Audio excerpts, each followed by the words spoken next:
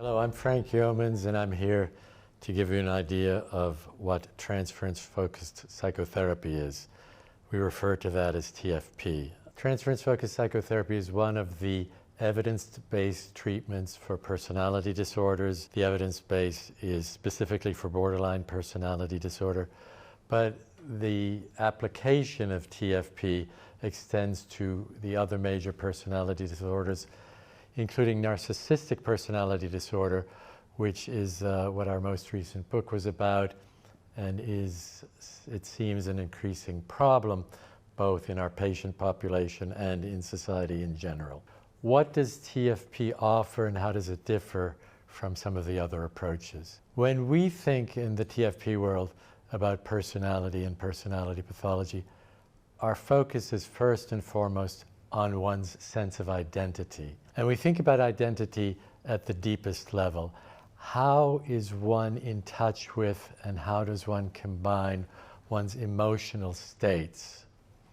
And we talk about the desirability of emotional integration, and yet what we find in people with personality disorders is fragmentation or splitting, that different emotional states are very segregated in the individual's mind. They don't come together, they don't form a coherent whole, they don't form a solid, stable sense of self. So one is always sort of torn between different emotional states that take over at one point or another and determine how the patient feels about himself and about the other person involved in whatever kind of interaction he has. I'd like to refer briefly to what we call object relations theory, which is the branch of psychoanalytic theory that we base our ideas upon. And in this theory, what is proposed is that an individual's sense of self and of others comes from the internalization in the course of development of key experiences, emotionally, affectively charged experience, that become embedded as memory traces and then become paradigms or models for how one interprets or perceives experiences in life as one proceeds through life. The idea is that if psychological development is successful, the mind puts together these multiple experiences of self and other and combines them into complex, rich representations that have depth and correspond to the complexity of life. But for the various reasons, some people do not achieve this integration, and some people do not get to this sense of complexity, and they remain with a mind that is populated by superficial and two-dimensional images of self and others that are activated at different times by trigger events. To be perfectly accurate about this model of the mind, I've described it as a developmental process, but we should also realize that even somebody who has achieved the more healthy integrated state, if they are under stress, they might regress or revert to the fragmented state, and we can talk about that a little bit later because it's relevant to our own functioning and how people function, especially in groups, and it has political implications. But let me get back to our main topic. Our main topic is the patient, how to understand him or her, and how to help them. I find it useful to think in terms of one's internal world, the world that one has in one's mind, the images that populate that world, and how that connects or doesn't connect successfully to external reality, the complexity of the world around us. That was the title of one of the first books by the originator of Transference Focused Psychotherapy, Otto Kernberg, Internal World and External Reality. So I'd like to give you a couple of examples of how one might see the gap that could exist between a person's internal world and the more objective external reality. As I'm saying this, I have to acknowledge that I don't think any of us has a perfectly objective grasp of external reality. We're always reading a little bit into what's happening. The question is, if we read too much into it, then we're not perceiving things accurately. So I want to go back to a story about the first patient I treated in psychotherapy after I finished my training as a psychiatrist. And he was a middle-aged, well, 35 or so year old, I guess that's middle age, man who had a combination of borderline and narcissistic personalities. He could not get close to anyone comfortably. He managed to function at work, but he didn't have any close friends. He didn't have a partner. He was depressed a lot of the time. And he was angry a lot of the time, discontent, angry, blaming others for his unhappiness. And I got used to a pattern in the psychotherapy sessions where he would come in, be angry and critical of me, as is very common with narcissistic patients, finding fault. And of course, I'm sure my work wasn't perfect, but his emphasis was on everything negative. In this context, after a couple of months, he told me a story of something that happened to him when he was a child that was extremely sad. It was hard for me to picture this child experiencing what he was describing. And even though it's not my usual practice as a therapist, it brought tears to my eyes. Sometimes that happens. It's rare, but that's what went on in this instance. That was the trigger event. So the man looked at me and said, "You have tears in your eyes?" And I said, "Yes." I simply wanted to acknowledge what he was observing. Then he looked at me really closely. He kind of scrutinized me, and he said, "You're mocking me." And that's when I decided this was the way to proceed with helping patients. If my patient could take what I thought was 100% evidence of empathy and sympathy, and because of an image in his mind that was so different from the external reality, he could turn the external event into its opposite. I said to myself, I think we can help patients by helping them understand what they bring to a situation that doesn't correspond to the situation. So let's get back to TFP. TFP starts by carefully evaluating the patient because we have to know who we're dealing with.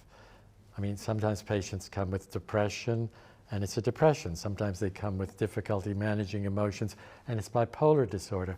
You have to do a full assessment. I'm emphasizing that because I don't think that enough therapists do that. Anyway, once you have established that your patient has the kind of personality disorder that TFP is meant to help with, we describe our impression to the patient. It's very clear now that the patient should know about the diagnosis and how we understand it.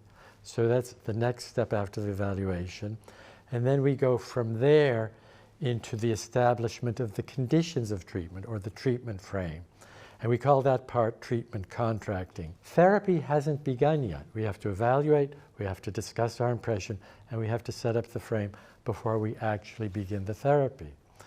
And in the series of videos you may see if you watch what we've done here in Psyflix, we try to go through that process and then enter into the therapy. When you have the frame set up, we have a situation where the therapist is relatively neutral. Now, that term is often misunderstood. Often people think, oh, a neutral therapist is a cold, uncaring therapist who never expresses any emotion. That's not what we mean by neutrality. What we mean by neutrality is seeing what the conflicts are within the patient, letting those conflicts unfold, and not taking sides with one or the other part of the conflict. A patient might think, you know, I want to continue the relationship with this guy, or I want to break up with him. If you're just a friend of that person, you might say, well, everything you've told me suggests it would be better to stay with him or be better to break up. If you're the therapist in this model, you think you're going to help more by helping the person solve the problem and find the means within themselves to solve the problem. So neutrality is simply by saying, the patient might say to me, what do you think? Should I break up with John? And my response would be, you know, I could give you my answer and that might help you in the short term, or it might not. But actually, I think I can help you more by looking at what makes it difficult for you to come to your own decision, your own conclusion about that. When we start the therapy, we explain that it's a psychoanalytically based therapy, sometimes referred to as a psychodynamic therapy. What does that term mean? The term psyche in Greek means the mind, and dynamic, of course, means in motion. So what we're dealing with in our patients, and we, of course, have something similar in ourselves, our minds are always in motion. People have wishes and desires. They have fears and anxieties. They want to do something. They're afraid about doing it. They think they'll get into trouble if they do it. So ultimately, our goal is to help the person see all of that dynamic movement in their mind, how that leads to conflicts, and how they might better understand and resolve those conflicts. So we make it clear from the beginning that our work is to help further understanding, to help the patient get to know things about himself that he's not aware of. We make it clear that the lack of awareness isn't simply lack of knowledge. It's not simply ignorance of those things. It's because those things are difficult to know, sometimes painful to know. So let me get back to basic object relations theory. Our understanding of the development of the mind is that in early childhood, infancy and early childhood, there are strong wishes that go in two directions. There are wishes to attach and get connected and have warm, loving relationships, but there are also aggressive wishes and impulses. You might say to me, why would people feel aggressive? It's nicer just to feel connected. Well, think about it. The infant is subject to lovely, pleasurable experiences when their needs and desires are satisfied. Then there's a warm, loving feeling. But in every development, and it's a good thing for this because otherwise the person wouldn't be prepared for reality, there are moments of disappointment and frustration when you have a pain that is not being attended to, desire that's not being responded to. In early development, the developing child doesn't understand if you just be patient, the person who helped you a little while ago might come back to help you again. You haven't combined the images of the helping person and the non-helping person. And the non-helping person is not simply experienced as not helping you. Because of the primitive way the mind is working at that point, the non-helping person is seen as a persecutor, somebody who's causing the pain. And that's where the aggressive drives come from. You want to orient yourself toward the source of satisfaction with loving feelings, and you want to fight against the imagined source of painful feelings. So every individual in their lifetime has to deal with the struggle in their mind between loving feelings and aggressive, hateful feelings. If we develop successfully, we combine those and we appreciate others in all of their complexity. They can be wonderful to us, they can frustrate us. We appreciate ourselves in our complexity. We can love, we can be angry, we can sometimes even hate. But let's talk about the person who has not achieved that integration. They're left with a mind with strong loving feelings and strong aggressive feelings. Those aggressive feelings are not comfortable to experience. So that organization of the mind with a radical split between the positive and the negative is what a psychoanalyst named Melanie Klein called the paranoid schizoid position. It's called schizoid because it's split. It's called paranoid because the person experiencing the aggression is not comfortable owning it and seeing it as coming from them. They seem to see all the aggression as from the outside, so they can't feel comfortable in the world. They see people as a threat. People are going to hurt them or abandon them. Let me give you an example. One of my patients, and I had information about this event, her husband had forgotten their wedding anniversary. She got really angry at him, and she picked up the television and threw it across the room at him. I knew that because the husband had left a phone message for me saying, "Doctor, what should I do?" My wife got really angry. I forgot our anniversary and she threw the TV at me. Anyway, let's get to the session. My patient comes in and says, "Doctor, can you believe I've told you how insensitive and awful my husband is? Can you believe he forgot our wedding anniversary? He knows how much that matters to me. You know, he should have been aware how hurtful that would be to me that he forgot it." I said, "Well, I do understand that, but I also understand that you threw the television at him. What are your thoughts about that?" And she said, what else could I do? I was upset." This is an example of the person who is feeling aggressive and acting aggressive, but doesn't register it consciously as aggression. She was just discharging an emotion. That's what we call acting out. Acting out isn't just misbehaving, it's putting a feeling into action when it's too intolerable to experience. So when we proceed in our work with the patient, we're going to experience extremely different states. Sometimes the patient feels really good with us, sometimes the patient feels really awful with us, sometimes the patient thinks we're mocking them even when we might not be. Well, I would say we never are. I hope no therapist ever mocks a patient. So my job, getting back to the first example, was not to convince the man that I wasn't mocking him because his feeling is too intense. I could say to him, "Please trust me, I wasn't mocking you, I was sympathizing with you." When somebody is feeling something as intensively as he was, my reassurance wouldn't go very far. So we do something, and this is where it comes to the transference. We enter into the transference. What is the transference? It's the transference of what's in the person's mind onto the experience they're having in the external world. So he was transferring a critical sadistic image from within his mind onto me, seeing it as outside of him and not seeing it as part of his internal world. So the difficulty with this man, as with most of our patients, is he didn't have any awareness of his own capacity to be angry, aggressive, sometimes hateful and hostile, always seeing it in the other. That's why this sad individual couldn't get close to people. He was always seeing that unacknowledged part of him in the other. So our task over time is to help the person get to know better all that is within them emotionally.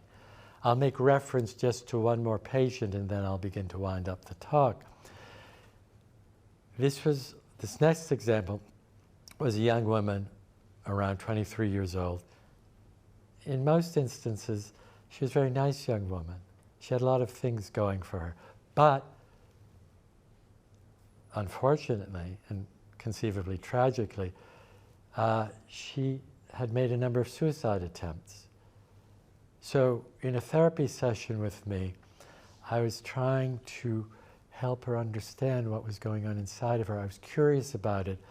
I was doing what we call clarification, just let me know more about what's going on in your mind. And she banged her fist on the chair she was sitting in and she said, "You know, I'd rather be dead than think I have anything in common with that horrible, abusive father of mine." And I said to her, "You just summarized your problem very well. You'd rather be dead than think you have anything in common with him. It's almost inevitable we have something in common with him because we all have angry feelings some of the time. We all have aggressive feelings some of the time.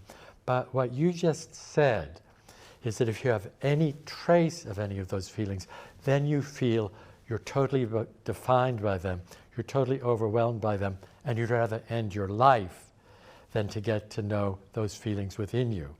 It's very likely, well, let me put it this way, it's very unlikely that you would ever have those feelings to the extent you describe them in your father. But you're so uncomfortable with the slightest bit of that kind of feeling that once it emerges in you, rather than feel it and get to know it, you make a suicide attempt to turn it off. So our goal would be to try to get in touch with things in you that are extremely painful and hard to tolerate. And I just want to sort of ask once again if you want to do this kind of work with me. I realize it's painful, I realize it's difficult, but I don't know any other way to help you not just get beyond your self-destructive behaviors, but live in a way that allows you to feel more at peace with yourself and more comfortable with others. So just to summarize, we go through a process that goes from clarifying what the patient feels to confronting what seems inconsistent or discordant within them, two things that don't add up, being curious about that, which leads us then to be able to interpret motivations for these different appearances and ways of feelings that they can have from one moment to another. And once the person becomes more aware of the motivation that keeps these extreme feelings in them split off from one another, they can begin to put them together. They can begin to experience themselves with more complexity. They can appreciate the richness of their emotional world, and they can appreciate the richness of the other people in their lives. And we feel at that point we've done our job, and they can usually find satisfaction in a relationship or a range of relationships, in a productive activity in life, and they get beyond the radical extreme ways of feeling that have led to such discontinuity and pain in their lives. So that's a brief explanation of transference focused therapy and how we try to help our patients using it.